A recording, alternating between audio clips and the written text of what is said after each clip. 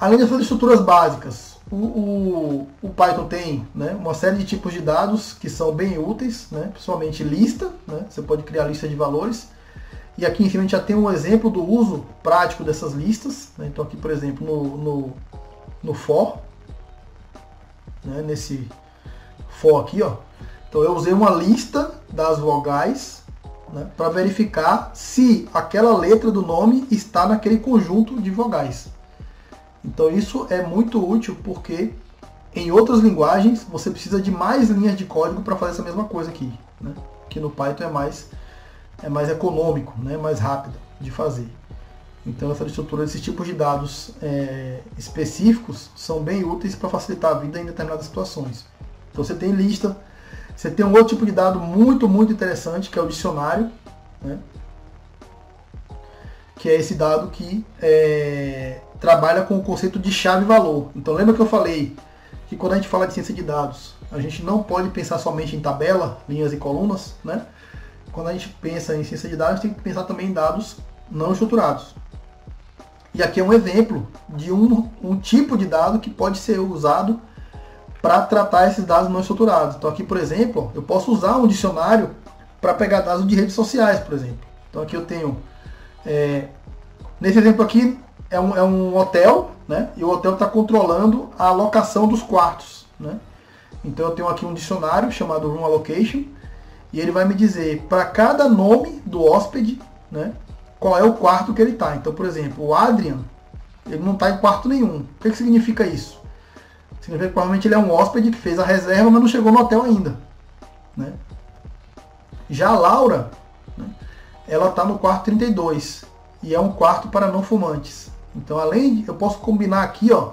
Observe que eu tenho bastante liberdade aqui, ó, para organizar esse dicionário, né? Então, o dicionário ele basicamente é uma estrutura baseada no conceito de chave.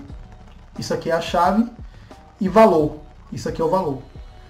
Então, eu tenho uma chave que identifica o meu dado, né?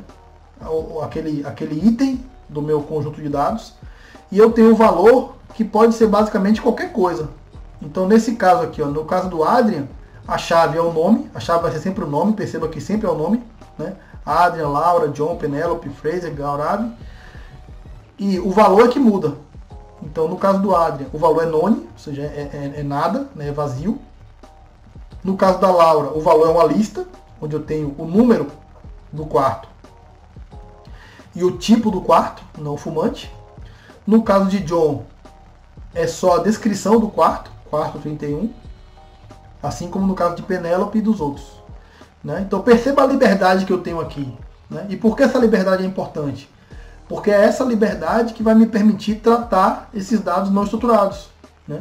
Então eu pego os dados não estruturados, armazeno uma estrutura desse tipo, né? no objeto desse tipo, um dicionário, por exemplo, e depois eu vou tratando esses dados não estruturados usando essa flexibilidade que esse objeto me dá.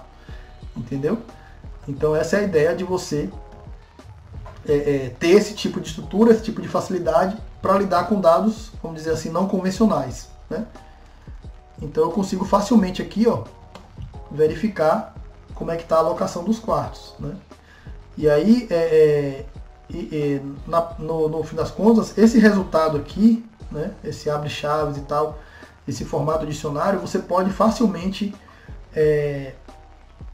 salvar isso em arquivo, né, ler isso de arquivos, e algumas aplicações que usam esse formato justamente para você ter mais liberdade para especificar os parâmetros, né, de funcionamento daquela solução. Então é muito comum você ter arquivos nesse formato para especificar a configuração de aplicações, né, em várias áreas.